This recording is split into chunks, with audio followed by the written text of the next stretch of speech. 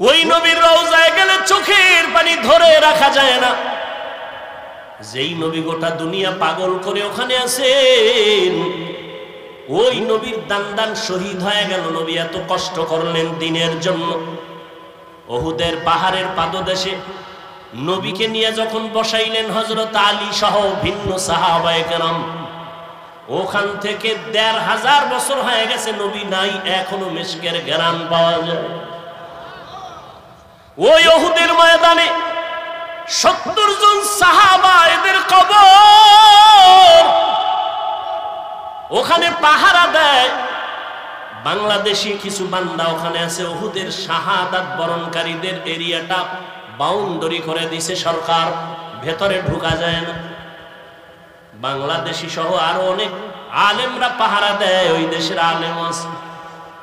একজনে সেদিন বললেন, হুজুর আল্লাহর কসম, উহুদের এই ময়দানে যদি রাত্র ২টার পরে আসেন, মিশকের ঘ্রাণ বের হইতে থাকে।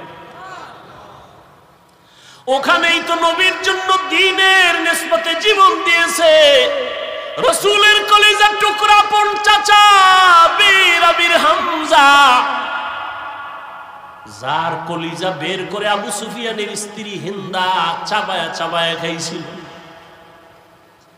এরে নবীর উম্মতের দল ওই উহুদের ময়দানে পয়গম্বরের আরেকজন সাহাবী হানজালা রাদিয়াল্লাহু তাআলা আনহু বাসর রাতে চলে আসছে।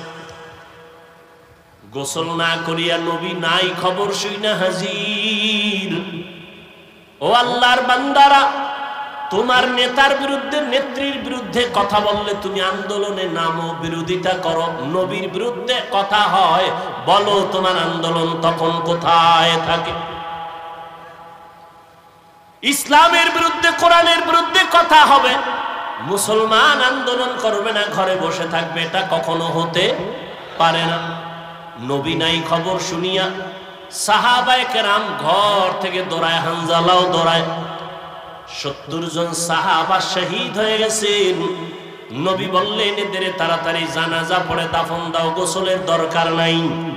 যেই পোশাকে তারা মরেছে, শহীদ হয়েছে, এই পোশাকে হাসরের ময়দানে উঠবে। কিয়ামতের দিন এদের গায়ে রক্ত মাখা দেখবে। আল্লাহ ডাকবে, শহীদরা আসো, বিনা হিসাবে জান্নাতে যাও। হঠাৎ নবীর কানে একজন সাহাবিয়া মহিলা এসে বলেন, ইয়া রাসূলুল্লাহ, শাহাদাত বরণকারী সাহাবাদেরকে আপনি বিনা গোসলে জানাজা পড়ায় কবর দেন। একজন সাহাবী, তারে আপনি বিনা গোসলে কবর দিবেন না। হানজালা ফরজ গোসল অবস্থায় চলে আসছেন, গোসল করে নাই, শুনছেন নবী নাই, অমনি দৌড়ায় চলে আসছে তরবারি নিয়ে। নবী বলেন, খবর দাও, খুঁজো হানজালার লাশ, গোসল দেওয়া লাগবে।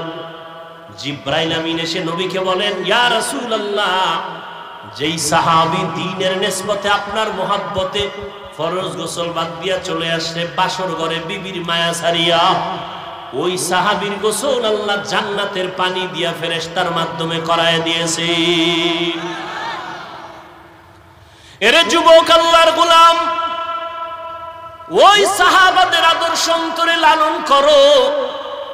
এখনো সময় আছে, তওবা করে নাও। বিজয়টা তোমার কেমন তুমি ভাবনি। ইমানদারের ভাবনা বেঈমানের ভাবনা কখনো এক না। একজনে আমার মুমিনের সালাম দিয়া কয়, কেমন আছেন? বলে, আমার ইমানের হালাত ভালো তো আলহামদুলিল্লাহ, আমি ভালো আছি। আমার ইমান আমলের হালাত খারাপ তো আমি বলতে পারি না ভালো আছে, আমি বড় খারাপ আছি। আর তোমার চিন্তা চেতনা, তোমার বাড়ি আছে, গাড়ি আছে, টাকা পয়সা, ব্যবসা ভালো, তুমি ভালো আছো। নামাজ যে পড়লা না, এই বিষয়ে তোমার ভালো মন্দের কোনো বিচার হলো না। এখনো সময় আছে, তওবা করে নাও। আল্লাহর কাছে অন্তর খুলে তওবা করো। হে মালিক, তোমার নিয়ামতের হায়াত না থাকলে বাঁচার উপায় নাই। তোমার নিয়ামতের নিঃশ্বাস যদি বন্ধ হয়, আর উঠাইতে পারবো না। তোমার নিয়ামতে যদি তুমি ঘুম থেকে উঠায় না দাও, আমার জীবনে আর উঠা সম্ভব হবে না। ও আল্লাহ, জীবনটা শুধু নিয়ামত পাইলাম, কিন্তু শুকর আদায় করতে পারলাম না। হাতের শুকর আদায় করতে পারি নাই, তোমার দেওয়া চোখের নিয়ামতের শুকর আদায় করতে পারি নাই, তোমার দেয়া নিয়ামতের জবানের শুকর আদায় করতে পারি নাই, তোমার দেয়া নিয়ামত চোখের শুকর আদায় করতে পারি নাই। কোনদিন কোরআন শরীফ হাতে নিলাম না, চোখ দিয়া তাকায় দেখলাম না, জবান দিয়া কোরআন তেলাওয়াত করতে পারলাম না। জীবনে অনেক কিছু চোখ দিয়া দীর্ঘ টাইম তাকাইয়া দেখছি, কিন্তু 1 মিনিটের জন্য কোরআনের দিকে তাকাইয়া সহ্য করে দেখতে পারি নাই। জীবনে জবান দিয়া কত কথা বলেছি, মোবাইলে সারাটা রাত, কিন্তু জবান দিয়া 100 বার দরুদ শরীফের আমল করতে পারি নাই, জবান দিয়া কোরআন তেলাওয়াতের আমল করতে পারি নাই। এই হাতের দ্বারা কত লেখাই যে জীবনে লেখলাম, কিন্তু হাতের দ্বারা কোরআন ধরিয়া ধরিয়া লাইনে আঙ্গুল টেনে পড়তে পারি নাই। হিসাব মিলায় দেখলাম আমার মতো নাফরমানের এই জমিনে কেউ নাই। ও যুবক বাবারা, বৃদ্ধ বাবাজিরা, পর্দার আড়ালের মা বোনেরা, আল্লাহর কাছে নিয়ামতের হিসাব কিন্তু দিতেই হবে। আল্লাহর দেওয়া নিয়ামত পাইলেন, আল্লাহর দেওয়া বাতাস বড় নিয়ামত, আল্লাহর দেওয়া পানি বড় নিয়ামত, সূর্যের আলো বড় নিয়ামত। সব কিছু ভোগ করলেন, শুকর আদায় করলেন না। আল্লাহর নবী দোয়া শিখাইছেন, যখন ঘুম থেকে তুমি উঠবা আলহামদুলিল্লাহ বলে শুকর আদায় করো। নামাজ আদায় করবা, সেজদায় গিয়া সুবহান রাব্বিয়াল আলা বলবা। আজকে ঘুম পাইয়া ঘুমাইলা, ফজরের আজান কানে আসলো, মসজিদে হাজির হতে পারলাম না, এখনো সময় আছে, তওবা করে নাও। কত আল্লাহর বান্দার খবর পাই, নিজেও নামাজে ফজরে যায় না, অনেক ভাড়াটিয়ারা যেতে চায়, গেটের চাবি দেয় না নামাজে যাওয়ার জন্য। ও হতভাগা কপাল পোড়া ঘরের মালিক, এখনো সময় আছে, পায়ে হাত রেখে বলি তওবা করে ফিরে আসো।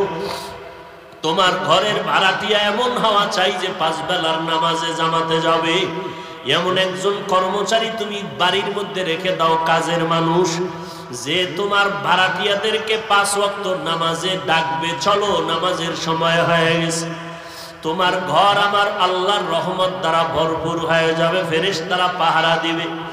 ও যুবক বাবারা, স্কুলে পড়ো, ব্যবসা করো, মাওলার কোরআন তেলাওয়াত করো, দোকানে বসে আছো, বাজে কথা না বলে, মোবাইল না দেখিয়া দরুদ শরীফ পড়ো, ইস্তেগফারের আমল করো। পর্দার আড়ালের মা বোনেরা, ফজরের নামাজ পড়ো, সূরা ইয়াসিনটা তেলাওয়াত করে নাও। যোহরের নামাজ পড়ে সূরা ফাতিহা তেলাওয়াত করে নাও, বা সূরা আর রহমান। আসরের নামাজ আদায় করে সূরা নাবা তেলাওয়াত করে নেন রে মা।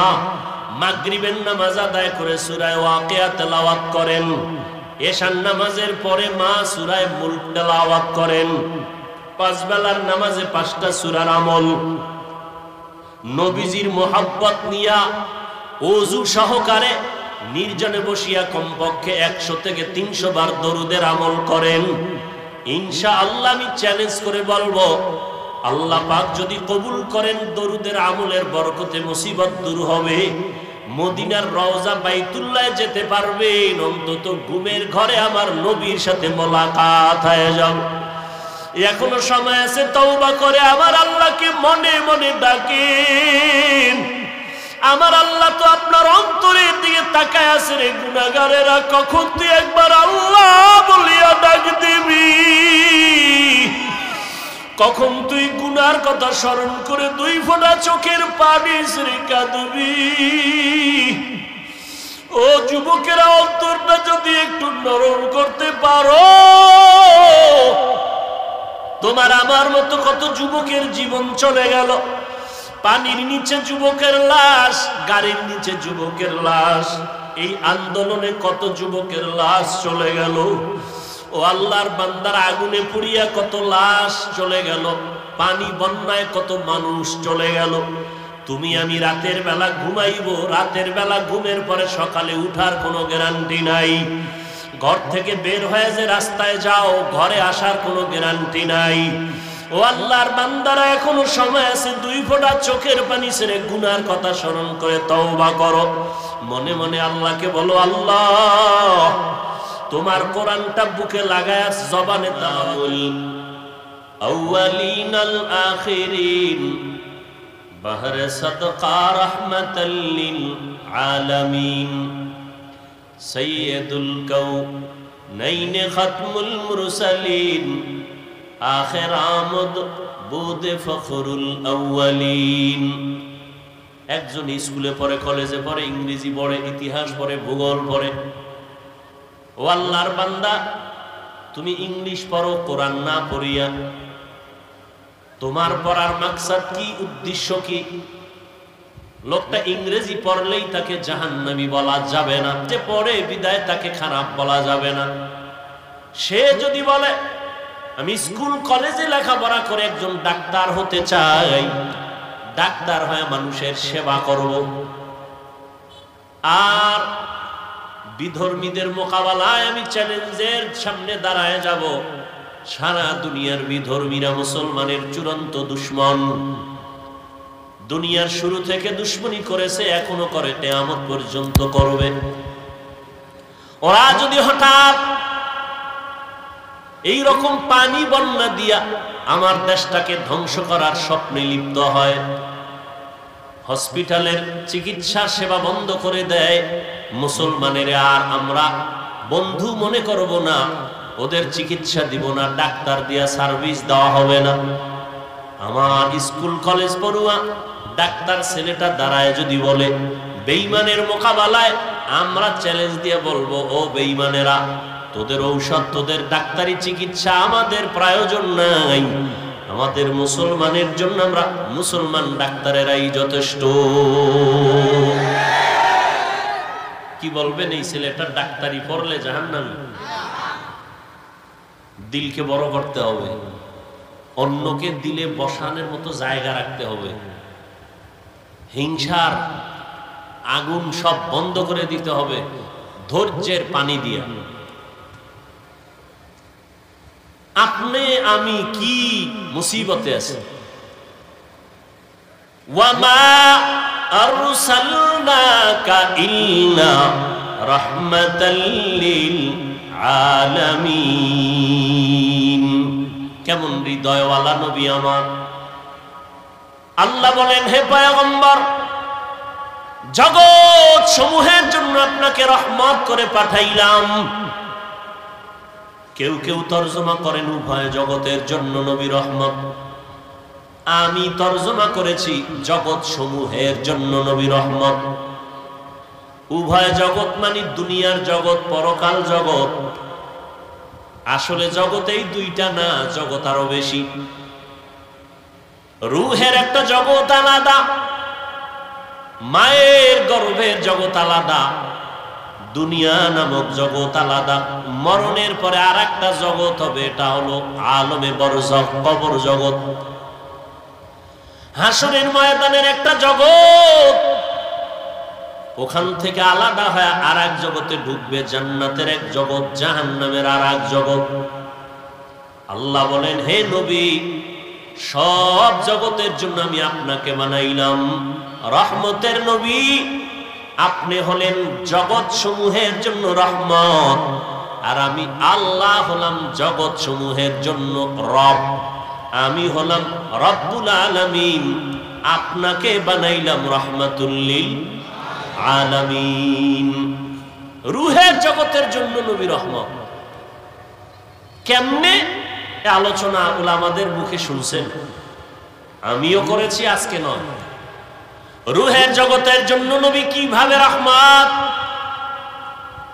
মায়ের গর্ভের জগতের জন্য নবী কিভাবে রহমত, দুনিয়ার জগতের জন্য রহমাতুল লিল আলামিন কিভাবে রহমত, কবর জগতের জন্য নবী আলাদা রহমত, হাসরের মাঠের জগতে নবী আলাদা রহমত, জান্নাতের জগতে নবী আলাদা রহমত, জাহান্নামের জগতে নবী আলাদা রহমত। শুনেননি কথাগুলো? পয়গম্বরের সাহাবী, প্রথম তিনি চাচাতো ভাই হযরতে আলী রাদিয়াল্লাহু তাআলা আনহু, নবীর কি দ্বিতীয় সিঁড়িতে গিয়া সাহাবী, তৃতীয় ধাপে গিয়া হযরত আলী নবী। বলেন না কেন? জামাতা। ওই হযরত আলী আল্লাহর শুকর আদায় করেন। নবীজি আলীকে পাইয়া, যে আলী 7 বছর বয়স থেকে 12 বছরের মধ্যেই, কেউ বলেন 10 বছর, কেউ বলেন 11 বছর, কেউ বলেন 8 বছর, কেউ বলেন 7 বছর, এই বয়সে নবীর হাতে হাত লাগায় কালেমাওয়ালা মুসলমান হয়ে গেছে। সুবহানাল্লাহ। হযরত আলী এতটাই আদবওয়ালা সাহাবী, রহমতের নবী বলেন, আনা দারুল হিকমাহ ওয়া আলিয়ুন বাবুহা, আমি মুহাম্মদ হিকমত ও ইলমের ঘর, আর ওই ইলমের ঘরের দরওয়াজা আমার আলী।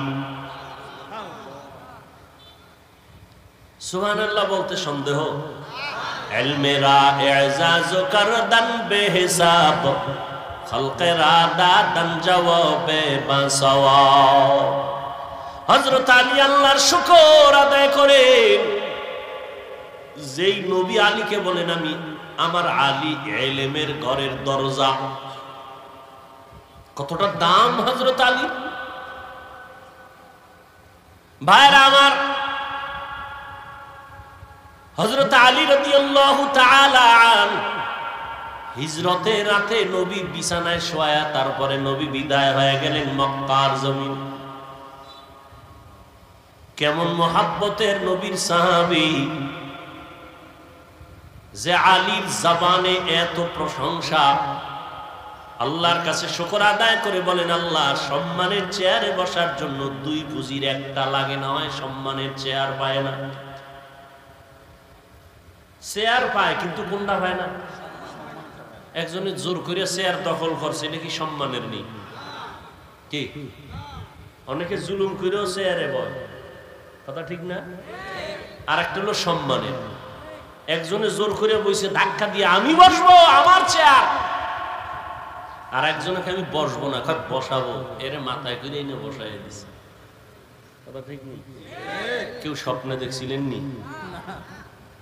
যারে বয়সে হেও স্বপ্ন দেখেন যে আমারে বাংলাদেশের চেয়ারে বসাইব, কথা ঠিক না? ওয়াজ বুঝেননি? কি বুঝেন?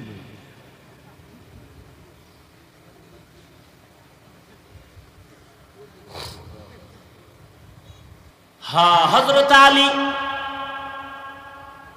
রাসূলের এত আদরের সাহাবী, সম্মানের জন্য দোয়া করলেন, ও আল্লাহ 2 পুঁজির একটা লাগে সম্মানের চেয়ারে বসার জন্য। একটা পুঁজির নাম হলো শিক্ষাগত যোগ্যতা, ইলম, আর একটা পুঁজির নাম হলো সম্পদ, টাকা পয়সা। একটা লোক কলম দিয়ে দস্তখত দিতে পারে না, এরপরে সবাই চেয়ার আগায় দেয়, কিও কয় আমগো দেশের দানবীর, আছে না নাই? সমাজ সেবক, অনেক টাকার মালিক। আর একজন কোনো টাকা নাই, তাকে সম্মানের চেয়ার আগায় দেয় কেন? বলে আমার স্কুলের হেডমাস্টার, শিক্ষিত মানুষ। হযরত আলী বলেন, ও আল্লাহ 2 পুঁজির আসলটা আমাদের দিছেন, কি? ইলম দিয়েছেন, টাকা পয়সা দেন নাই।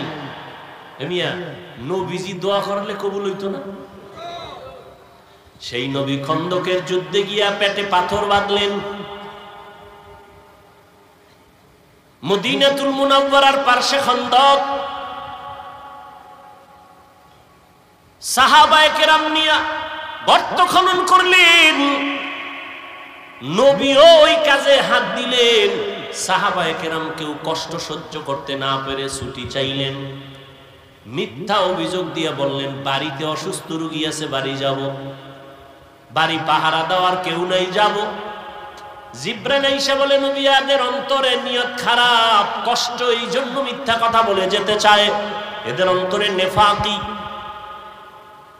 আল্লাহ আয়াত নাজিল করে দিলেন,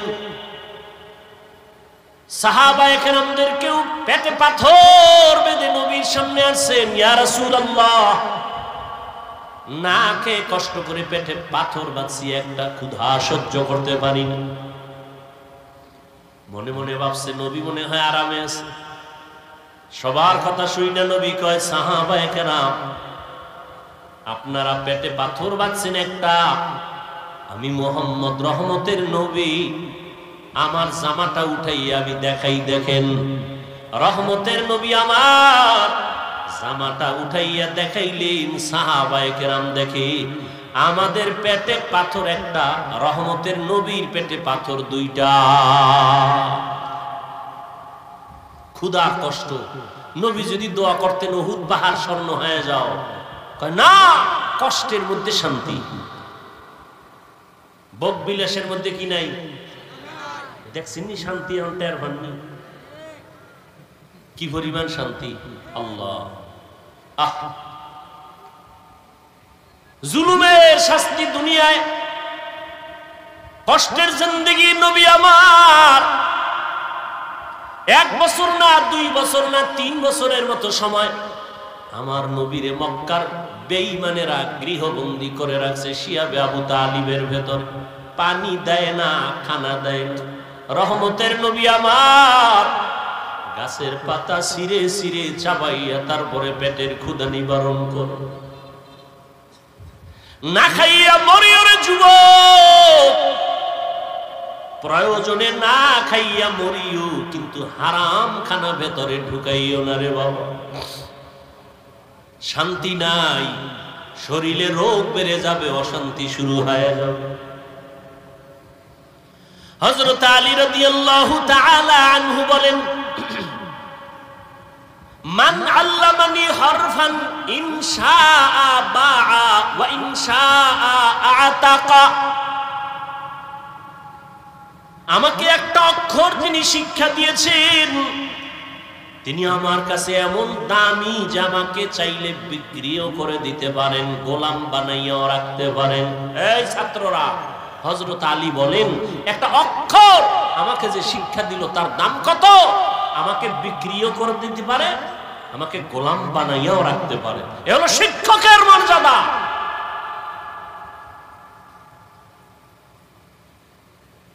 কিন্তু আমরা অনেক সময় দেখতে পাই কিছু বেয়াদবি আচরণ, আর এর পরিণাম ফলে দুনিয়াতেই সে ধ্বংস হয়ে যায়। ও ছাত্র ভাইরা, আল্লাহর মোহাব্বত নিয়ে বলছি, কারো পারলে উপকার করবেন, না হয় চুপ থাকবেন। বেয়াদবি যেন না হয়, ক্ষতি যেন না হয়। নবীজি বলেন, মান তাওয়াযা লিল্লাহ রাফাআহুল্লাহ। যে ব্যক্তি আল্লাহর জন্য নিজের ছোট বানায় দেয়, আল্লাহ তার মর্যাদা বাড়ায় দেয়। রাহমাতুল লিল আলামিন এমন আদর্শ নিয়ে দুনিয়াতে আসলেন, যেই মক্কার মানুষ ছিল পৃথিবীর নিকৃষ্ট, লম্পট, চরিত্রহীন, খারাপ। ওই জায়গায় আমার নবীকে আল্লাহ পাঠাইলেন। মক্কা নগরীর মানুষের মতো খারাপ মানুষ জমিনে আর ছিল না। ওই জায়গায় শ্রেষ্ঠ আদর্শের নবীর আল্লাহ পাঠায় দিলেন। 13 বছরের মেহনতে মক্কার মানুষগুলো জান্নাতি মানুষ হয়ে গেছে। মাত্র 13 বছরের মেহনত, নবী একটা গালি দেন নাই, কিচ্ছু বলেন নাই। সুন্দর ব্যবহার, সুন্দর আচরণ। আল্লাহ পাক আমার নবীকে এমন দয়ার নবী করে পাঠাইলেন। নবী আইসা দেখে মক্কার মানুষ এতটা খারাপ, কন্যা সন্তানদের এরা পছন্দ করে না, নারীদের সমাজের বোঝা মনে করে, বিধবা নারী পছন্দ করে না। বাবা ছেলে হইলে খুশি হয়, মেয়ে হইলে মুখ কালা করে বেজার হয়। এমনকি মেয়েকে জ্যান্ত দাফন করে, হত্যা করে বাবা। ওই সময়ে রাসূল আসছেন, কন্যাদেরকে পছন্দ করে না। এই বাপ কি মনে করেন ভালো না জালেম? সেই রাসূলের যুগের 2-1টা জালেম এখনো আছে না নাই? ছেলে হলে খুব খুশি, মেয়ে হলে কষ্ট পায়। স্ত্রীর সাথে রাগ করে কথা বলে না, মেয়ে হলো কেন? তো মেয়ে হলো কেন, এটা স্ত্রী কি জবাব দিবে? স্ত্রীর কোনো হাত আছে এখানে? লিল্লাহি মুলকুস সামাওয়াতি ওয়াল আরদ ইয়াহাবু লিমান ইয়াশাউ ইনাসা ওয়া ইয়াহাবু লিমান ইয়াশাউ যুকুর। আও ইউযাওয়িজুহুম যুকরানাও ওয়া ইনাসা ওয়া ইয়াজআলু মান ইয়াশাউ আকিমা ইন্নাহু আলিমুন কাদির।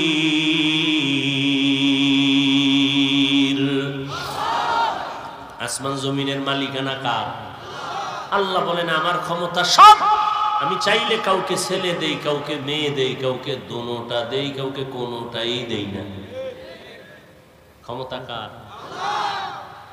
না আপনি স্লোগান দিচ্ছেন ছেলে হোক মেয়ে হোক দুটোর বেশি নয়, একটা হলে ভালো হয়, না হইলে আরো ভালো। স্লোগান দিছে ছেলে হোক মেয়ে হোক দুটোর, কথা বল না কেন, দুটোর একটা হলে ভালো হয়। এই স্লোগান আছে না নাই? এই স্লোগান যেদিন থেকে শুরু, আমার মাওলার কুদরত সেদিন থেকে শুরু। সেদিন থেকে একসাথে দুইটা, একসাথে তিনটা, একসাথে 4 সন্তান। মা মরছে না, মা এখনো তাজা। একসাথে 4 সন্তান আছে না নাই? সন্তান সুস্থ, মাও। ছেলে হোক মেয়ে হোক দুটোর বেশি নয়, একটা হলে ভালো হয়, না হইলে আরো ভালো। এটা বাইতুল মুকাররমের খতিবের স্লোগান, মক্কা মদিনার ইমামের স্লোগান, এটা আমেরিকার স্লোগান, পশ্চিমা বেঈমানের স্লোগান, ইহুদি খ্রিস্টানদের স্লোগান। এই স্লোগান দিয়ে এরপরে আবার ট্যাবলেটও দিয়ে দিস, খাও, নিয়ন্ত্রণ করো। কি নিয়ন্ত্রণ? জন্ম নিয়ন্ত্রণ। নিয়ন্ত্রণের ক্ষমতা কার হাতে? আল্লাহ পাক বলে দেখ, সেই 20 বছর আগের নিয়ন্ত্রণের ট্যাবলেট খাওয়ার পরে আমগো সোনার বাংলায় জনসংখ্যা কি পরিমাণ কমলো? মাইনাস না প্লাস? ট্যাবলেট কই, স্লোগান কই? আমরা হুজুরেরা বাড়াইছি না, এখানে ময়দানে সব হুজুর নি, তো এই যুবককে পাঠাইছে। এক কথায় আল্লাহর সাথে পাল্লা দিয়া কেউ আগাই নমরুদ দিয়ে পারছেনি। আল্লাহরে মাইরে ফেলাইলে কেসা খতম। নমরুদ কথা আল্লাহরই মারি, তীর ধনুক নিয়ে রেডি আল্লাহকে মারবে। গুলি মারছে ধনুক। আল্লাহ কয় ওয়ামা কারু ওয়ামা কার আল্লাহ ওয়াল্লাহু খায়রুল। তীরের আগায় রক্ত লাগিয়ে গেছে, নিচে আইয়া কয় দেখছুনি আল্লাহরে মাইরা ঠাক জায়গায় শেষ করে দিছে। এই যে রক্ত, এত পাওয়ারফুল নমরুদ, ওরে মারার জন্য কোন বাহিনী লাগছে? বলে এই জালেমরে শেষ করছে একটা অসুস্থ মশা, সাথে জুতা মোবারক। ঠিক নেই? মাথার ভিতরে গিয়ে মশা আশ্রয় নিছে, ফাঁকে ফাঁকে একটা মিস কল দেয়। নমরুদ্দের চান্দি গরম। কত কবিরাজ, কত আয়ুর্বেদিক, কত ডাক্তার, ঔষধ, কোনোটাই মাথা ঠান্ডা হয় না। হঠাৎ করে জুতার সাথে মোলাকাত, মাথা হিমেল হয়। নমরুদ কারে আমার ভাইয়ের ভিতরে যে ঔষধ আছে আমি তো জানি না, জুতা লাগাইলে মাথা ঠান্ডা, যত একটু বাড়ি মারে আরো ঠান্ডা, বাড়ির পাওয়ার ওজন বাড়ায় দেয় আরো ঠান্ডা। এই জুতার বাড়ি দিলেই মাথা ঠান্ডা। কেমন সান কপাল! এই কপাল কি সবার হয়নি? আল্লাহ মাঝে মাঝে জুতার সাথে মোলাকাত করায়, সান কপাইল্লা দেয়। বুশের গালে জুতা লাগছে, সাংবাদিক বলে কাইফা হাল, ডোন্ট মাইন্ড। জুতা খায় কেমন লাগলো? বলে কিচ্ছুই মনে হয় না, এটা আমার গণতান্ত্রিক অধিকার। নমরুদ্দে জুতার বাড়ি দিলে মাথা ঠান্ডা। কেমন কপাল আর কেমন ঔষধ! এটা তো আর কোনো বানানো ঔষধ না, আমাদের ইতিহাস তো ইসলামে আছে। এখানে জুতার বাড়ি কে দিবে? আলাদা কর্মচারী রাখো, বেতন দিয়ে, কামি হইলো বেতন নিবে, জুতার বাড়ি না। জুতার বাড়ি দেয় একজন, দেয় ওর বাথরুমে যাওয়া লাগবো না তো? স্যার আমি বাথরুমে যাবো, আর একজন রাখতে হবে, আমি একা পারি না। এবার ডবল কর্মচারী, ওর কাজ কি? জুতার বাড়ি। নমরুদ্দের ডাক দিয়ে কয় যত জোরে মারবি বাড়ি, বেতন বাড়ায় দিন। আল্লাহর কুদরত কত কঠিন! আল্লাহ চাইলে মুহূর্তে সব কিছু করে দিতে পারে। মুহূর্তে জীবনে কল্পনা যা হয় নাই আল্লাহ তা করে দিতে পারে। আমরা এখন আনন্দে নাচতেছি, কি নাচতেছি না? আমরা যদি আবার সীমা লঙ্ঘন করি তা আমাদের কল্পনায় নাই আল্লাহ এমন কিছু করে দিতে পারেন না? পারেন না। যেমন এই বাইতুল মাকদিস ফিলিস্তিনের ইতিহাস আমি ছাত্রদের ক্লাস করাই। 100 বছর পর্যন্ত বনি ইসরাইল এত চালাক, মুসা নবী ঈসা নবীর উম্মত, একদল ইহুদি আর একদল খ্রিস্টান। আল্লাহ এদের দিলেন নিয়ামত, নবীদের দেশ বাইতুল মুকাদ্দাস। এরা জুলুম শুরু করলো, নবীর গায়ে হাত তুললো। যেই জাতি নবীর গায়ে হাত তুলে, যেই উম্মত আলেমদের বিরুদ্ধে যায়, ওদের অভিশপ্ত জীবন নেমে আসে মুহূর্তের মধ্যে। যে যুগে নবী নাই ওই যুগে উম্মতের পথ প্রদর্শক উলামায়ে কেরাম, সেই আলেমদের উপরে যখন কারো হস্তক্ষেপ হবে তখন এটা আসমান থেকে ফয়সালা নেমে আসবে। আল্লাহ দেখেন না? দেখেন না? আপনাকে চৌক আছে দেখার মতো? আছে? থাকলে কোনোদিন আলেমদের বিরুদ্ধে লিখবেন না, বলবেন না। কোন আলেমকে কখনো বয়ান দিতে যাবেন না। খবরদার, এইভাবে করেন, ওইভাবে চলেন, আলেমকে এই চালাকি করে বয়ান দিতে যাবেন না। আপনি পথ প্রদর্শক নয়, উলামায়ে কেরাম পথ প্রদর্শক, ওয়ারাসাতুল আম্বিয়া। তারা নিয়ামত পাইয়া এত খুশি, এরা জুলুম করা শুরু করছে। এইবার আল্লাহ আরেক জালেমের ওদের মাথায় চাপায় দিছে, এবার মজা বুঝ। এজন্য আমি বলবো, যাই করেন না কিছু, জুলুম যেন আপনার থেকে আমার থেকে প্রকাশ না পায়, সাবধান। যেই সমাজে জুলুম হয় ওই সমাজে আর শান্তি থাকে না, আর বিচারের ফয়সালা আসমান থেকে চলে আসে। নমরুদের ফয়সালা হয়ে গেল। রহমতের নবী এমন এক টাইমে আসছেন, কন্যাদেরকে হত্যা করে নবী এসে নারীদের জন্য রহমতের চাদর বিছায়ে দিলেন আর বললেন, আমি শুধুমাত্র মক্কা আর মদিনার নবী না, আমি দো জাহানের সরদার, সমস্ত জগতের জন্য আমি নবী। আমার একটা ছেলে নাই, আমি 4 কন্যার বাবা। কয় কন্যার বাবা? নবীর ছেলে আছে, ছোটবেলা আল্লাহ দিছিলেন, নিয়ে গেছেন। এবার চিন্তা করেন, আপনার ছেলে একটা আছে, আপনি তো মনে করেন আপনার শক্তি বেড়ে গেছে। নবীর একটা ছেলেও নাই, নাই তো নাই, এর মধ্যে আবার কাটা গায়ে লবণ দিচ্ছে। মক্কার কিছু কাফেরেরা কয় মুহাম্মদের বংশ শেষ, ও মরে যাবে, বংশ শেষ হয়ে যাবে, ওর বংশ রক্ষার কোনো ছেলে নাই। নবীর দুঃখ লাগছে। আল্লাহ কয়, নবী আমি আপনার ডাইরেক্ট ছেলে না দিলেও এমন ব্যবস্থা দিছি, কিয়ামত পর্যন্ত আপনার প্রশংসা থাকবে সবার মুখে। ইন্না আতাইনা কাল কাউসার, আমি আপনাকে কাউসার দিলাম।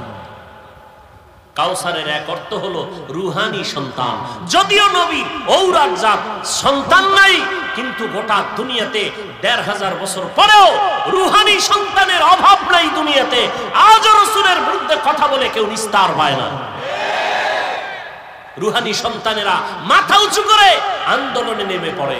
রাসূলের দুশমনরা কেউ মাথা উঁচু করে দাঁড়াতে পারে না, কোরআনের বিরুদ্ধে কথা বলে দাঁড়াতে পারে না, ইসলামের বিরুদ্ধে কথা বলে দাঁড়াতে পারে না, কিয়ামত পর্যন্ত পারবে না ইনশাআল্লাহ।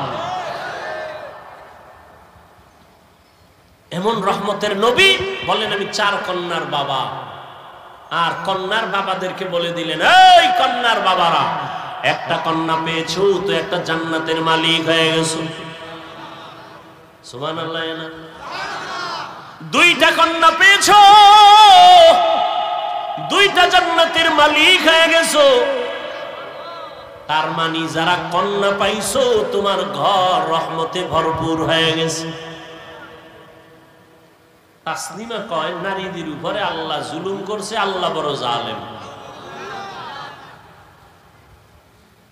দেখেন কি পরিমাণ অপরাধের কারণে দেশেও আর থাকার কোনো সুযোগ হয় না। ভাইরা আমার, আল্লাহ পাক নবীর মাধ্যমে মক্কা নগরীটাকে এত সুন্দরভাবে সাজায় দিলেন। ওই আদর্শ আজকে যারা পালন করে 1500 বছর পরে আজও তারা শান্তিতে আছে, সম্মানে আছে। নবী বলেন আমি 4 কন্যার বাবা। ও কন্যার বাবারা, একটা কন্যা যদি পাও একটা জান্নাতের মালিক হয়ে যাবে। কন্যাদের অধিকার আল্লাহ বাড়ায় দিলেন নবীর মাধ্যমে। রহমতের নবীর 25 বছর বয়স। রহমতের নবী হিসাবে কত পাওয়ার, আবার আল্লাহ তাকে আলাদা স্পেশাল পাওয়ার দিলেন, নবীকে আলাদা।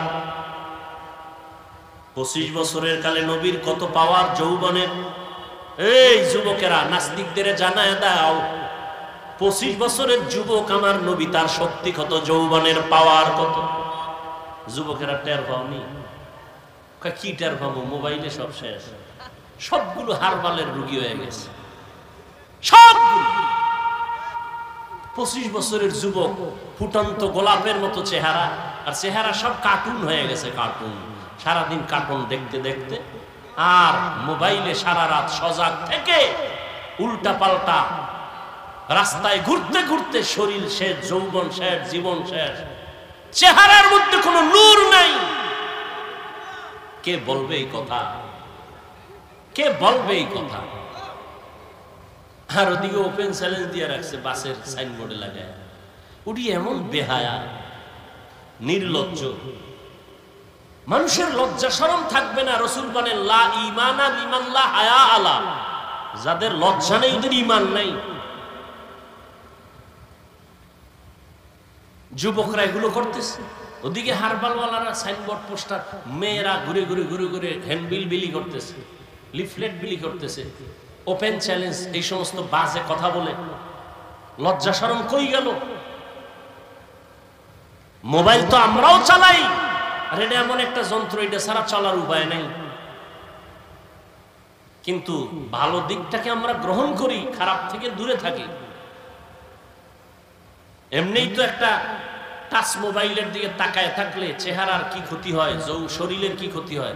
গুগলে ঢুকো, জীবন বর্তা আকামি করলা, আজকে একটু কিছু তথ্য নাও, তুমি তো ওখান থেকে শিক্ষার বহু কিছু আছে।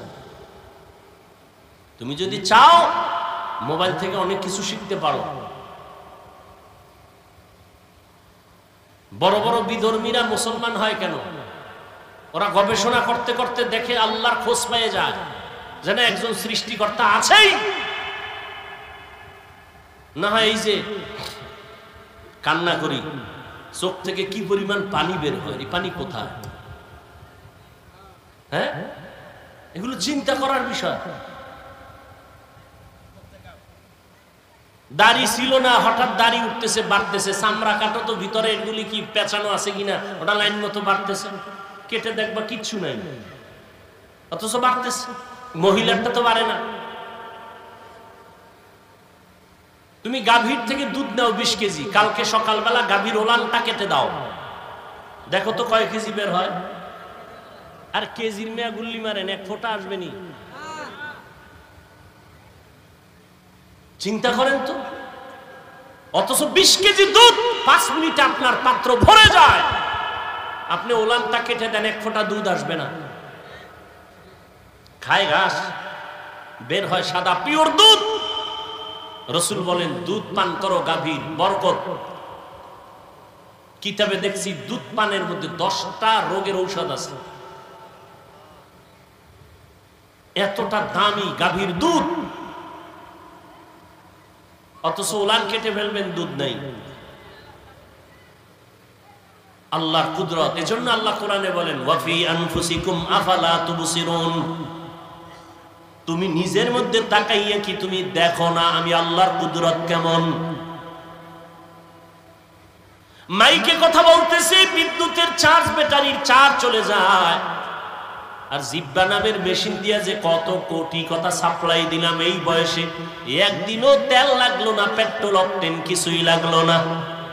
গাল ব্যথা করে, মাথা ব্যথা করে, কপাল ব্যথা করে, চোখ ব্যথা করে, ঠোঁট ব্যথা করে, জিব্বা নামের মেশিন কখনো ব্যথা করে না। করেনি? বড় কঠিন। প্রধানমন্ত্রী বক্তব্য দিবেন, টিম গঠন করে লিখে দাও কি বক্তব্য দিব জাতির সামনে, 5 মিনিটের বক্তব্য লিখে দাও। যদি ভুল ভাল বলে ফেলি তো মানুষ আমার উল্টা হয়ে যাবে। আর আমরা ঘন্টাকে ঘন্টা প্রতিদিন বয়ান করি, ফজরের পরে বয়ান, আসরের পরে বয়ান, মাগরিবের পরে বয়ান, এশার পরে বয়ান, 12 মাস অনবরত কথা ডায়েরিতে লিখে আনি নাই, মুখস্থ করে আসি নাই। কি বয়ান আজকে এই এলাকায় করব তাও মুখস্থ করে আসি নাই, কিন্তু একের পর এক কথা বের হচ্ছে, টাইম মতো ঘুম নাই। এই সফর করে আসার পরে শুধু ঘুম আর ঘুম, শুইলেই ঘুম। এরপরও যে বয়ান করতেছি, একটা কথা যদি উল্টা পাল্টা বের হইয়াই যায়, বন্ধু আমার দুশ্মনে পরিণত। কেউ আমারে সাজাইয়াও দেয় নাই। এইভাবে আগামীকাল বয়ান, প্রত্যেক দিন বয়ান, 12 মাস। ঘুম টাইম মতো হয় না। তোমরা যখন ঘুমাও তখন আমরা গাড়িতে, রাস্তায় থাকি। এরপরেও দুই একটা কথা একটু স্লিপ হয়ে যায়, আর সেই সমস্ত দুই একটা কথা নিয়ে যদি কোনো উম্মত আমাদের বিরুদ্ধে লেখালেখি করে, ওর মতো আলেমের দুশ্মন কুলাঙ্গার জমিনে আর দ্বিতীয় কেউ হতে পারে না। ঘন্টাকে ঘন্টা কথা বলতেছি, লেখা নিয়ে আসছি। কি মনে হয় মুখস্থ করে আসছি যে আজকে এত এই কয়টা কথা বলবো? এ কুদরত কা, এর মধ্যে দুই একটা ভুল অনিচ্ছায় হতে পারে।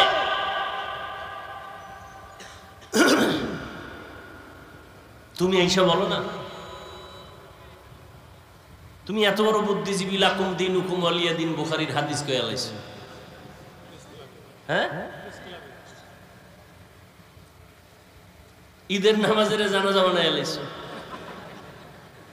আছে না নাই? হ্যাঁ, আল্লাহ আমাদের হেদায়েত দান করুন। কষ্ট হইতেছে, আর একটু সামনে আগাবো। ঘুমাবা না তো, ঘরে মোবাইলই চালাবা, আর কি হবে? হায় হায় হায় হায়। ওয়ামা আরসালনাকা ইল্লা রাহমাতাল লিল আলামিন।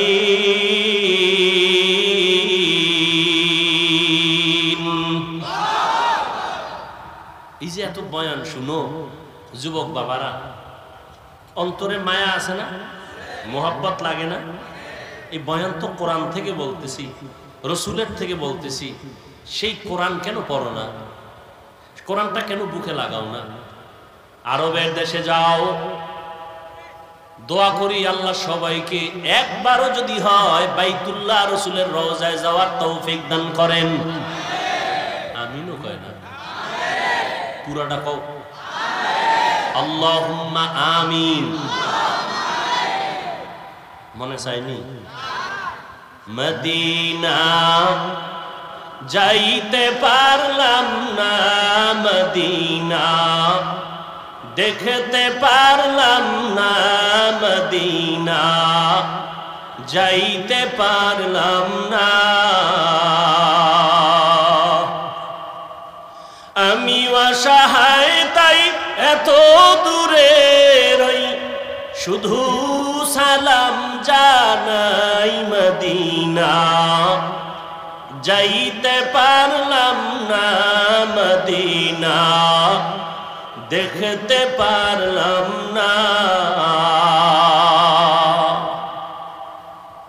আরবের ভিতরে যাও, যারা গাড়ি চালায় ড্রাইভার, ওরাও কোরআন পড়ে, গাড়ি চালক অবস্থায় চালক চালাইতেছে, তেলাওয়াত করতেছে।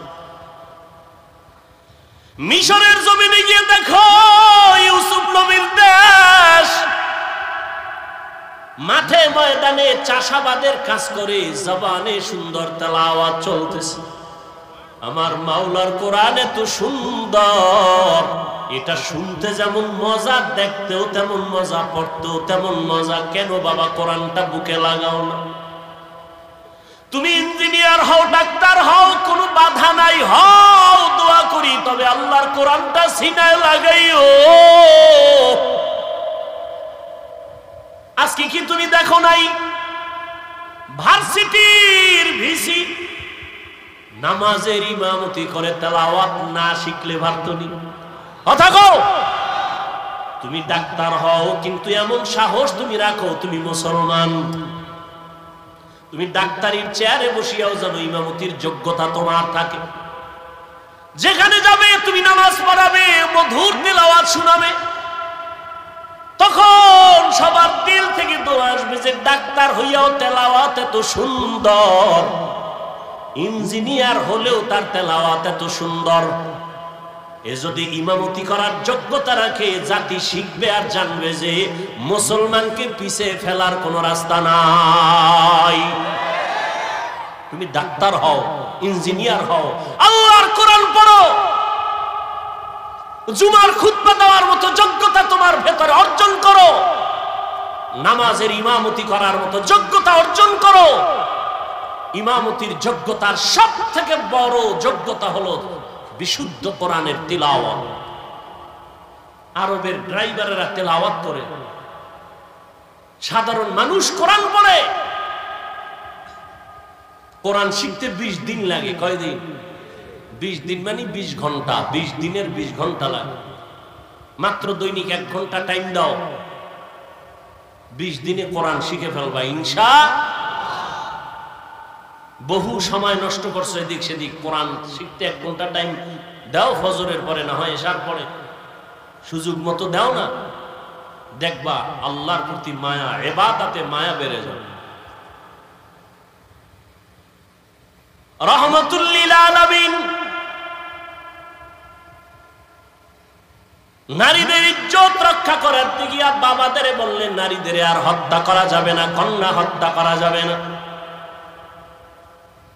নবীর আদর্শ বাস্তবায়ন করতে গিয়া দান শহীদ করেছেন। তারপরেও নবী কোনদিন জিদের বশবর্তী হয়ে রাগ করে কারো উপরে জুলুম করেন নাই। আর ওই নবীর আদর্শ পালন করে সাহাবায়ে কেরাম সারা দুনিয়াতে এত দৃষ্টান্ত স্থাপন করেছেন যে আজকে সাহাবায়ে কেরামের আদর্শ নিয়ে দুনিয়ার মানুষ তার জীবনকে সুন্দর করে। রাসূলের জন্য নিবেদিত প্রাণ সাহাবায়ে কেরাম, যেই নবী দান শহীদ করেছেন দ্বীন ও ইসলামের জন্য, ওই নবীর মহব্বতে উহুদের ময়দানে ওই রক্তমাখা দ্বীনের আলামত এখন উহুদ পাহাড়ের সাথে লেগে আছে। বহু বছর চেষ্টা করছি বাইতুল্লাহ থেকে মদিনায় গিয়া উহুদ পাহাড়ের ওই জায়গাটা একটু বসবো, দেখবো নবী যেখানে দান শহীদ করে বসছিলেন।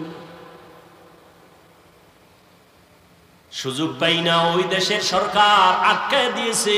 এই বছর একটু সুযোগ পেয়েছে, করলো মুহাম্মদ দুনিয়ায় নাই। কান্নার আওয়াজ চতুর্দিকে ছড়ায় পড়ল। বেলাল পয়গম্বরের সাহাবী আজান দিতেছেন, ওই বেলালের কানে আজানের মাঝখানে আওয়াজ আসছে মদিনার নবী জিন্দা নাই। আজান বাদ দিয়া মাঝখান থেকে দৌড়ায় আমার নবীকে দেখার জন্য। যেই নবী দুনিয়াতে নাই তার জন্য আজান দিলাম, সে না থাকলে আজান আর দিব না। ঠিকই নবীর ইন্তেকাল যখন হয়ে গেল, বেলাল বলে আর মদিনায় থাকতে পারি না, আজান আমি দিয়া সহ্য করতে পারি না। সিরিয়ার জমিনে বেলাল চলে গেল। বেলালের কণ্ঠের আজান যদি না হয়, ফজরের অন্ধকার আলোকিত হয় না। যদিও 10 জন সাহাবাদের মধ্যে বেলালের নাম নাই, কিন্তু নবী কয় আমি জান্নাতে গিয়া বেলালের আওয়াজ পেয়েছি, হাঁটার আওয়াজ। হৃদয়টাকে এত পবিত্র পরিশুদ্ধ করেছে। ও যুবক, তুমি স্কুলে পড়ো, কলেজে পড়ো, তুমি ডাক্তারি পড়ো, ইঞ্জিনিয়ারিং পড়ো, হৃদয়টারে পরিষ্কার করো, নেফাকি দূর করো, আল্লাহর কোরআনের নূর সিনায় ঢুকাও, কোরআনওয়ালা উলামায়ে কেরামদের মুহাব্বত অন্তরে জায়গা করে নাও, বেয়াদবি আচরণ থেকে নিজেকে বাঁচাও, নবীজির মুহাব্বত অন্তরে ধারণ করো, আর আল্লাহর কাছে দোয়া করো, হে মালিক, যেই নবীর এত গুণগান শুনি ওই নবীর রওজার পার্শ্বে দাঁড়া একটু সালাম দেওয়ার তৌফিক আমারে দান করো। ওই নবীর রওজায় গেলে চোখের পানি ধরে রাখা যায় না। যেই নবী গোটা দুনিয়া পাগল করে ওখানে আছেন, ওই নবীর দান শহীদ হয়ে গেল। নবী এত কষ্ট করলেন দিনের জন্য। উহুদের পাহাড়ের পাদদেশে নবীকে নিয়ে যখন বসাইলেন হযরত আলী সহ ভিন্ন সাহাবায়ে কেরাম, ওখান থেকে ১৫০০ বছর হয়ে গেছে নবী নাই, এখনো মিশকের ঘ্রাণ পাওয়া যায়। ওই উহুদের ময়দানে ৭০ জন সাহাবা, এদের কবর ওখানে পাহারা দেয়। বাংলাদেশি কিছু বান্দা ওখানে আছে। উহুদের শাহাদাত বরণকারীদের এরিয়াটা বাউন্ডারি করে দিছে সরকার, ভেতরে ঢোকা যায় না। বাংলাদেশি সহ আরো অনেক আলেমরা পাহারা দেয়, ওই দেশের আলেম আছে। একজনে সেদিন বললেন, হুজুর আল্লাহর কসম, উহুদের এই ময়দানে যদি রাত্র ২টার পরে আসেন, মেশকের ঘ্রাণ বের হইতে থাকে। ওখানেই তো নবীর জন্য দ্বীনের নিসবতে জীবন দিয়েছে রাসূলের কলিজার টুকরা পন চাচা বীর আবির হামজা, যার কলিজা বের করে আবু সুফিয়ানের স্ত্রী হিন্দা চাবায়া চাবায়া খাইছিল। এরে নবীর উম্মতের দল, ওই উহুদের ময়দানে পয়গম্বরের আরেকজন সাহাবী হানজালা রাদিয়াল্লাহু তাআলা আনহু বাসর রাতে চলে আসছে। গোসল না করিয়া নবী নাই খবর শুইনা হাজির। ও আল্লাহর বান্দারা, তোমার নেতার বিরুদ্ধে, নেত্রীর বিরুদ্ধে কথা বললে তুমি আন্দোলনে নামো, বিরোধিতা করো। নবীর বিরুদ্ধে কথা হয়, বলো তোমার আন্দোলন তখন কোথায় থাকে? ইসলামের বিরুদ্ধে, কোরআনের বিরুদ্ধে কথা হবে, মুসলমান আন্দোলন করবে না, ঘরে বসে থাকবে, এটা কখনো হতে পারে না। নবী নাই খবর শুনিয়া সাহাবায়ে কেরাম ঘর থেকে দৌড়ায়, হানজালাও দৌড়ায়। ৭০ জন সাহাবা শহীদ হয়ে গেছেন। নবী বললেন, এদের তাড়াতাড়ি জানাজা পড়ে দাফন দাও, গোসলের দরকার নাই। যেই পোশাকে তারা মরেছে, শহীদ হয়েছে, এই পোশাকে হাসরের ময়দানে উঠবে। কিয়ামতের দিন এদের গায়ে রক্ত মাখা দেখবে। আল্লাহ ডাকবে, শহীদরা আসো, বিনা হিসাবে জান্নাতে যাও। হঠাৎ নবীর কানে একজন সাহাবিয়া মহিলা এসে বলেন, ইয়া রাসূলুল্লাহ, শাহাদাত বরণকারী সাহাবাদেরকে আপনি বিনা গোসলে জানাজা পড়ায় কবর দেন। একজন সাহাবী, তারে আপনি বিনা গোসলে কবর দিবেন না। হানজালা ফরজ গোসল অবস্থায় চলে আসছেন, গোসল করে নাই, শুনছেন নবী নাই, অমনি দৌড়ায় চলে আসছে দরবারে নিয়ে। নবী বলেন, খবর দাও, খুঁজো হানজালার লাশ, গোসল দেওয়া লাগবে। জিব্রাইল আমিন এসে নবীকে বলেন, ইয়া রাসূলুল্লাহ, যেই সাহাবী দ্বীনের নিসবতে আপনার মোহাব্বতে ফরজ গোসল বাদ দিয়া চলে আসছে বাসর ঘরে বিবির মায়া ছাড়িয়া, ওই সাহাবীর গোসল আল্লাহ জান্নাতের পানি দিয়া ফেরেশতার মাধ্যমে করায় দিয়েছে। এরে যুবক, আল্লাহর গোলাম, ওই সাহাবাদের আদর্শ অন্তরে লালন করো। এখনো সময় আছে, তওবা করে নাও। বিজয়টা তোমার কেমন তুমি ভাবনি। ইমানদারের ভাবনা বেঈমানের ভাবনা কখনো এক না। একজনে আমার মুমিনের সালাম দিয়া কয়, কেমন আছেন? বলে, আমার ইমানের হালাত ভালো তো আলহামদুলিল্লাহ, আমি ভালো আছি। আমার ইমান আমলের হালাত খারাপ তো আমি বলতে পারি না ভালো আছে, আমি বড় খারাপ আছি। আর তোমার চিন্তা চেতনা, তোমার বাড়ি আছে, গাড়ি আছে, টাকা পয়সা, ব্যবসা ভালো, তুমি ভালো আছো। নামাজ যে পড়লা না, এই বিষয় তোমার ভালো মন্দের কোনো বিচার হলো না। এখনো সময় আছে, তওবা করে নাও। আল্লাহর কাছে অন্তর খুলে তওবা করো। হে মালিক, তোমার নিয়ামতের হায়াত না থাকলে বাঁচার উপায় নাই। তোমার নিয়ামতের নিঃশ্বাস যদি বন্ধ হয়, আর উঠাইতে পারবো না। তোমার নিয়ামতে যদি তুমি ঘুম থেকে উঠায় না দাও, আমার জীবনে আর উঠা সম্ভব হবে না। ও আল্লাহ, জীবনটা শুধু নিয়ামত পাইলাম, কিন্তু শুকর আদায় করতে পারলাম না। হাতের শুকর আদায় করতে পারি নাই, তোমার দেওয়া চোখের নিয়ামতের শুকর আদায় করতে পারি নাই। তোমার দেয়া নিয়ামতের জবানের শুকর আদায় করতে পারি নাই, তোমার দেয়া নিয়ামত চোখের শুকর আদায় করতে পারি নাই। কোনদিন কোরআন শরীফ হাতে নিলাম না, চোখ দিয়া তাকায় দেখলাম না, জবান দিয়া কোরআন তেলাওয়াত করতে পারলাম না। জীবনে অনেক কিছু চোখ দিয়া দীর্ঘ টাইম তাকাইয়া দেখছি, কিন্তু 1 মিনিটের জন্য কোরআনের দিকে তাকাইয়া সহ্য করে দেখতে পারি নাই। জীবনে জবান দিয়া কত কথা বলেছি, মোবাইলে সারাটা রাত, কিন্তু জবান দিয়া 100 বার দরুদ শরীফের আমল করতে পারি নাই। জবান দিয়া কোরআন তেলাওয়াতের আমল করতে পারি নাই। এই হাতের দ্বারা কত লেখাই যে জীবনে লেখলাম, কিন্তু হাতের দ্বারা কোরআন ধরিয়া ধরিয়া লাইনে আঙ্গুল টেনে পড়তে পারি নাই। হিসাব মিলায় দেখলাম আমার মতো নাফরমানের এই জমিনে কেউ নাই। ও যুবক বাবারা, বৃদ্ধ বাবাজিরা, পর্দার আড়ালের মা বোনেরা, আল্লাহর কাছে নিয়ামতের হিসাব কিন্তু দিতেই হবে। আল্লাহর দেওয়া নিয়ামত পাইলেন, আল্লাহর দেওয়া বাতাস বড় নিয়ামত, আল্লাহর দেওয়া পানি বড় নিয়ামত, সূর্যের আলো বড় নিয়ামত। সব কিছু ভোগ করলেন, শুকর আদায় করলেন না। আল্লাহর নবী দোয়া শিখাইছেন, যখন ঘুম থেকে তুমি উঠবা আলহামদুলিল্লাহ বলে শুকর আদায় করো। নামাজ আদায় করবা, সেজদায় গিয়া সুবহান রাব্বিয়াল আ'লা বলবা। আজকে ঘুম পাইয়া ঘুমাইলা, ফজরের আজান কানে আসলো, মসজিদে হাজির হতে পারলাম না।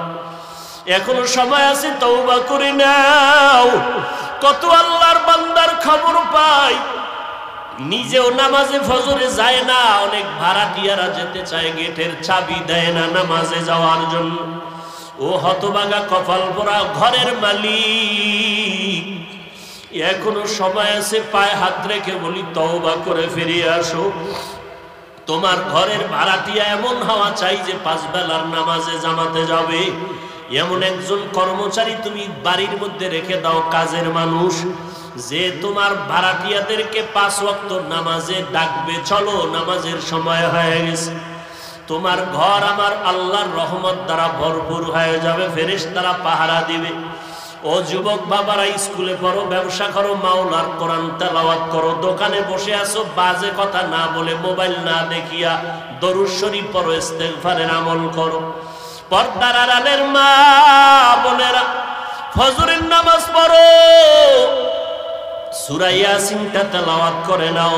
যোহরের নামাজ পড়ে সূরা ফাতিহা তেলাওয়াত করে নাও, বা সূরা আর রহমান। আসরের নামাজ আদায় করে সূরা নাবা তেলাওয়াত করে নেন রে মা। মাগরিবের নামাজ আদায় করে সূরা ওয়াকিয়া তেলাওয়াত করেন। এশার নামাজের পরে মা সূরা মুলক তেলাওয়াত করেন। 5 বেলার নামাজে 5টা সূরার আমল। নবীজির মোহাব্বত নিয়া ওযু সহকারে নির্জনে বসিয়া কমপক্ষে 100 থেকে 300 বার দরুদের আমল করেন। ইনশাআল্লাহ আমি চ্যালেঞ্জ করে বলবো, আল্লাহ পাক যদি কবুল করেন, দরুদের আমলের বরকতে মুসিবত দূর হবে। মদিনার রওজা বাইতুল্লাহে যেতে পারবেন, অন্তত ঘুমের ঘরে আমার নবীর সাথে মোলাকাত হয়ে যাবে। এখনো সময় আছে, তওবা করে আমার আল্লাহকে মনে মনে ডাকেন। আমার আল্লাহ তো আপনার অন্তরের দিকে তাকায় আছে রে গুনাহগারেরা, কখন তুই একবার আল্লাহ বলিয়া ডাক দিবি, কখন তুই গুনার কথা স্মরণ করে 2 ফোঁটা চোখের পানি ছেড়ে কাঁদবি। ও যুবকেরা, অন্তরটা যদি একটু নরম করতে পারো, তোমার আমার মতো কত যুবকের জীবন চলে গেল।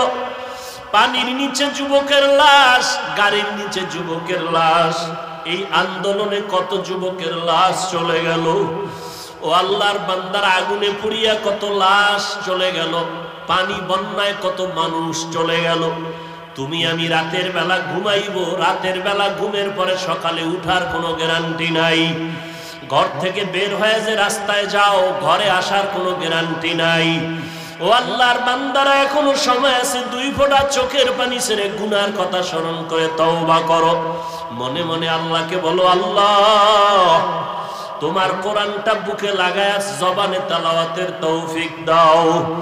স্কুলে পড়ো, কলেজে পড়ো, চাকরি করো, বাধা নাই, কোরআন তেলাওয়াত বন্ধ করবা না। মনে মনে আল্লাহকে বলো, আল্লাহ আমি স্কুলে পড়ার কারণে কোরআন থেকে অনেক দূরে সরে গেছি, আজকে থেকে আমি চেষ্টা করব তোমার কোরআনটা শিখার জন্য, তেলাওয়াতের জন্য। ও আল্লাহ আমি স্কুলে পড়িয়াও নামাজ আর ছাড়ব না। আয় আল্লাহ জবানকে হেফাজত করব। তোমার মতো কত যুবক স্কুল কলেজে পড়িয়াও নামাজ ছাড়ে না, তেলাওয়াত করে, নামাজ পড়ায়, তুমি কেন পারবা না রে বাবা? তোমার মতো কত যুবক জেনারেল লাইনে থাকিয়াও ব্যবসা চাকরি করিয়া নামাজ ছাড়ে না, দাড়ি কাটে না, তুমি কেন পারবা না? আল্লাহর কাছে তওবা করো, চোখের পানি ছাড়ো। চোখে যদি পানি না আসে, নবী বলেন কান্নার বাহানা করো, তাতেও বড় সওয়াব। কারণ দুনিয়াতে ঘরে আগুন লাগলে পানি ছাড়া যেমন ঠান্ডা করা যায় না, গুনার কারণে যদি জাহান্নামের আগুন জ্বলিয়া উঠে, চোখের পানি ছাড়া ঠান্ডা করা যাবে না। চোখের পানির বড় দাম। রহমতের নবী নামাজে সিজদায় পড়ে কান্নার আওয়াজ, হাসরের ময়দানের ভয়ে নবী কান্নার আওয়াজ। আম্মা জান আয়েশা বলেন, নবী আপনি কাঁদেন কেন? নবী বলেন, কিয়ামতের দিন সূর্যের গরম আমার উম্মতেরা কেমনে সহ্য করবে? আমার উম্মতেরা গুনার কারণে জাহান্নামের আগুনে কেমনে জ্বলবে? ও যুবক, আমার মাওলার কোরআন মিথ্যা মনে করিও না। ওই কোরআনে গুনাহগারের জন্য জাহান্নাম আল্লাহ স্পষ্ট বলেছেন। বাবা তুমি কোরআনটাকে যদি সত্য মনে করো, গুনাহগারের জন্য জাহান্নামে কথাটাও বিশ্বাস করিও। তুমি যদি গুনাহগার হইয়া তওবা না করিয়া কবরে যাও, তোমার কবর জাহান্নামের টুকরা হয়ে যাবে। কিয়ামতের ময়দানে তোমার হাতে জাহান্নামের হ্যান্ডকাপ লেগে যাবে। ওই আগুনের ভয় অন্তরে জমা করিয়া 2 ফোঁটা চোখের পানি ছাড়ো। যদি কান্না না আসে বাহানা করো। আর তোমার ডানে বামে যদি কোনো কান্নাওয়ালা ভাই পাও, একটু দোয়া নাও। কান্নাওয়ালা যদি দোয়া করে, তোমার কপাল খুলিয়া যাবে। আর দুনিয়াতে তোমার বড় দোয়ার ফ্যাক্টরি তোমার মা, তোমার বাবা। ওই মা বাবা যদি থাকে, বাবা যদি থাকে, দোয়া নাও। মা থাকলে দোয়া নিও। মা বাবার দোয়া ছাড়া তুমি কোনোদিন সফলতা অর্জন করতে পারবা না। ওই মায়ের কাছে গিয়া বলি, ওরে মা একটু দোয়া করিয়া দাও।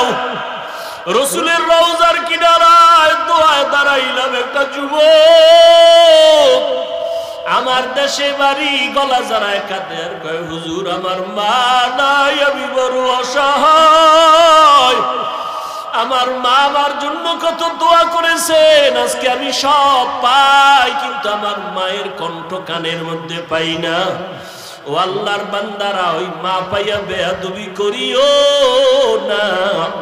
মায়ের থেকে দোয়া নাও, বাবার থেকে দোয়া নিও। এমন মা বাবার দোয়া ছাড়া তুমি পরীক্ষায় ভালো নাম্বার পাও নাই।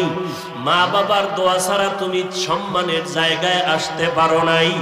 ওই মা বাবার জন্য কলিজা ভরে দোয়া করো। বেঁচে থাকলে মাকে বলিও, মা কত অজান্তে বাজে কথা বলছি, তুমি কষ্ট পেয়েছো, আজকে মাফ করিয়া দাও। আমি গুনাহগার হইয়া কবরে যাব না, তুমি দোয়া কর, আমি তওবা করতেছি। আর নামাজ ছাড়বো না, দাড়ি কাটবো না, বেপরদায় চলবো না, কারোর সাথে খারাপ ব্যবহার করব না। নবীজির তরিকা মেনে মা বাবা তোমার দোয়া নিয়া, উলামায়ে কেরামের পরামর্শ নিয়ে চলবো, বিরোধিতা করব না। তওবা করার মতো যদি কারো অন্তর তৈরি হয়, তওবার খাঁটি নিয়ত যদি থাকে, 2টো হাত আমার আল্লাহকে দেখায়া দাও। আয় আল্লাহ আমাদের হাতগুলো কবুল করে নেন। আয় আল্লাহ আমরা গুনাহ থেকে তওবা করতেছি, আর গুনাহ করব না। আয় আল্লাহ আপনার নাফরমানি করব না। উলামায়ে কেরামের পরামর্শ নিয়ে, মা বাবার দোয়া নিয়ে চলবো। আমাদের তওবা কবুল করে নেন। নবীজির সুন্নাত অনুযায়ী চলার তৌফিক দান করেন। তওবার উপরে মজবুত হয়ে চলার তৌফিক দান করেন। আমিন। আলহামদুলিল্লাহি রাব্বিল আলামিন। والصلاة والسلام على سيد الأنبياء والمرسلين وعلى آله وأصحابه أجمعين يا أرحم الراحمين يا أرحم الراحمين ইয়া আরহামার রাহিমিন রব্বিরহামহুমা কামা রব্বায়ানি সগীরা আল্লাহুম্মা ইন্নাকা আফুউন কারীম তুহিব্বুল আফওয়া ফা'ফু আন্না আল্লাহুম্মা ইন্না নাসআলুকা রিযাকা ওয়াল জান্নাহ ওয়া নাউযু বিকা মিন সাখাতিকা ওয়ান নার আল্লাহুম্মা ইন্না নাসআলুকা রিযাকা ওয়াল জান্নাহ ওয়া নাউযু বিকা মিন সাখাতিকা ওয়ান নার ও দয়ার মালিক গুনাহের বোঝা নিয়ে আপনার দরওয়াজায় হাত তুলেছি কত উলামায়ে কেরাম কত দাড়িওয়ালা মুরব্বি হাজী সাহেব কত ব্যবসায়ী কত চাকরিজীবী কত যুবক কত ছাত্র ভাই কত মা বোনেরা আপনার দরওয়াজায় হাজির আয় আল্লাহ আপনি যেদিন দুনিয়ায় পাঠাইছিলেন কত আনন্দিত ছিল আমার মা বাবা আজকে গুনার কারণে আমার জীবনটা বড় নাপাক হয়ে গেছে আয় আল্লাহ গুনার কারণে চোখে পানি নেই দিলটা গুনার কারণে পাথর আয় আল্লাহ আমার ডানে বামে কত আপনার গোলামরা কান্না করে চোখে পানি আমার কপাল বড় খারাপ আমার চোখে পানি নেই গুনার কারণে আমার হাত না পাক আমার জিহ্বা না পাক আমার চোখ না পাক আমার অন্তর না পাক আয় আল্লাহ তওবার নিয়ত করেছি আর হাতের দ্বারা গুনাহ করব না আয় আল্লাহ চোখের দ্বারা গুনাহ করব না